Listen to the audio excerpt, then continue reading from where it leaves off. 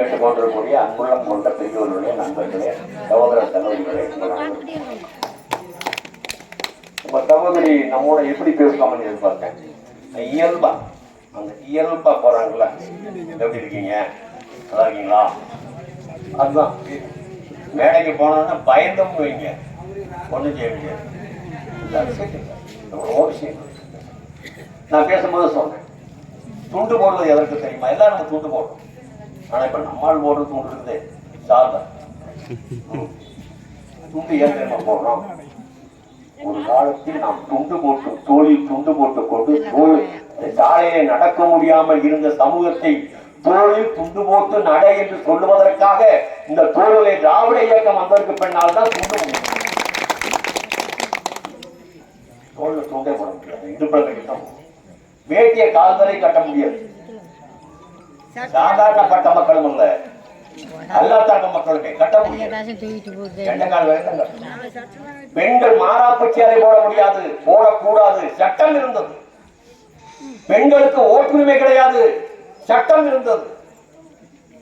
இத்தனையும் தவிடுபடியாக்கி அனைவருக்கும் சமம் என்று கொண்டு வந்த ஒரு இயக்கம் உண்டு என்று சொன்னால் அது திராவிட முன்னேற்ற கழகம் என்ற ஒரு மாபெரும் கருப்பு சோப்பு துண்ட தோல்ல போட்டு நடக்கும் போது ஒரு திமிர் வருவார்.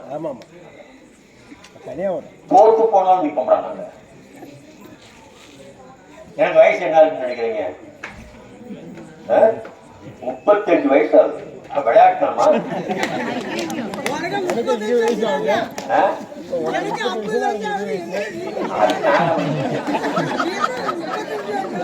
நம்முடைய ஒன்றிய செயலாளர் ஒன்றிய பொறுப்பாளர் பேசும்போது என்னைய ஐயான்னு சொன்னீங்களா, அண்ணன் சொன்னீங்களா? ரொம்ப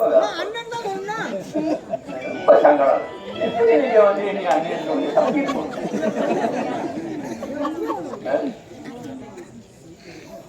ஏன் என்று சொன்னால் இந்த இயக்கம் வந்த பாதை அதான் துண்டு போட்டு கொண்டு ஒவ்வொருத்தர் ஒரு பொதுக்கூட்டத்தில் அண்ணா அவர்கள் பேசிக் கொண்டிருக்கிறார். அண்ணா அவர்கள் பேசிக் கொண்டிருக்கின்ற பொழுது அந்த கிளைக்கழகத்துடைய செயலாளருடைய பெயரை குறிப்பிடுகிறார் அண்ணா. எல்லாரும் பேரையும் சொன்னார், ஒன்றிய செயலாளர் சொன்னார், நான் சொன்னேன், நம்முடைய சகோதரி பார்கவி சொன்னாங்க, நம்முடைய இளைஞர்கள் சொன்னார். ஏன் தெரியுமா சொல்றோம் பேரை? ஒரு அண்ணா பேசிக் கொண்டிருக்கிறார்.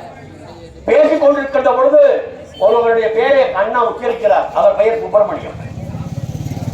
அவர் பெயர் சுப்பிரமணியம். நம்முடைய மாவட்ட செயலாளர் அன்புக்குரிய அமைச்சர் இருக்கிறார் இல்லையா, சிவசங்கர் அவர்கள், அவருடைய அப்பா பெயர் சிவசுப்பிரமணியம் இல்லையா, அந்த அதுபோல சுப்பிரமணியம் அவருடைய பெயர்.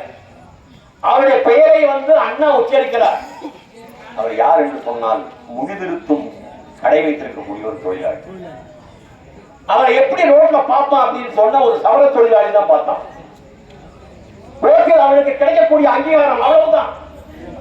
அண்ணாவுடைய பொதுக்கூட்டம் அந்த சுப்பிரமணி பங்கேற்றிருக்கிறார். அவர் தான் கிளை செயலாளர். அண்ணா அழைக்கிறார். இங்கே வரவேற்புரை ஆட்சி அமர்ந்திருக்கக்கூடிய கிளைக்கழகத்தினுடைய செயலாளர் தம்பி சுப்பிரமணியம் அவர்களே என்று சொன்னபோது சுப்பிரமணியம் எங்கே போய்விட்டார் சொன்னால் சாப்புக்கு போயிட்டார். அதனாலதான் எல்லாரும் பேரும் நாங்கள் சொல்றோம். திராவிட முன்னேற்ற கழகம் ஆட்சிக்கு வருவதற்கு முன்பாக அமைச்சருடைய காரிலே டிரைவர் முன்னாடி உட்கார்ந்து ஓட்டுவார். அப்படித்தான் ஓட்டணும். என் டிரைவர் முன்னாடி உட்கார்ந்து ஓட்டுவார். அமைச்சர் எங்க உட்கார்ந்து இருப்பாரு? பேக் சீட்ல உட்கார்ந்து இருப்பாரு. ஏன் தெரியுமா? தெரிஞ்சுக்கணும். ஏன் தெரியுமா? டிரைவருக்கு நமக்கு சமமானவே டிரைவர் கிடையாது. அதனால டிரைவர் முன்னாடி உட்கார்ந்து ஓட்டணும், நான் பின்னாடி அமைச்சர் உட்கார என்பதை மாற்றி அண்ணா அவர்கள் முதலாக அவர் முதலமைச்சராக பொறுப்பேற்றவுடன் எங்கே கார் வந்து நிற்குது. அண்ணா முதலமைச்சராக பொறுப்பேற்று விட்டார். பொறுப்பேற்று விட்டு வந்து நிற்கின்ற பொழுது கார் கிழவை அவருடைய உதவியாளர் திறக்கிறார். திறக்கும் போது என்னையா பின்னாடி, நோ முன்னாடி. அப்ப அண்ணா ஏன் பின்னாடினாரு? இல்லைங்க, அப்படித்தான் எல்லாம் உட்காருவாங்க. அப்படி உட்கார்வதல்ல, இது திராவிட முன்னேற்ற கழகத்தினுடைய முதலமைச்சர். நான் ஓட்டுநருக்கு சமமாக அமர்ந்து போவேன், எனக்கு சமமாக அமைக்கணும் என்று முன்னால் அமர்ந்து போனவர் தான் கருப்பு சோப்பு கொடி இருக்குல்ல, அது வரலாறு இருக்குல்ல. இப்ப நிறைய பேர் கொடி வைக்கிறானே. தலைவர்களை தரையிலிருந்து கண்டுபிடிக்கணும். தலைவர் எங்க தேடணும்? தரையில் தேட வேண்டும், திரையில் தேடக்கூடாது. கேரளாவில் போய்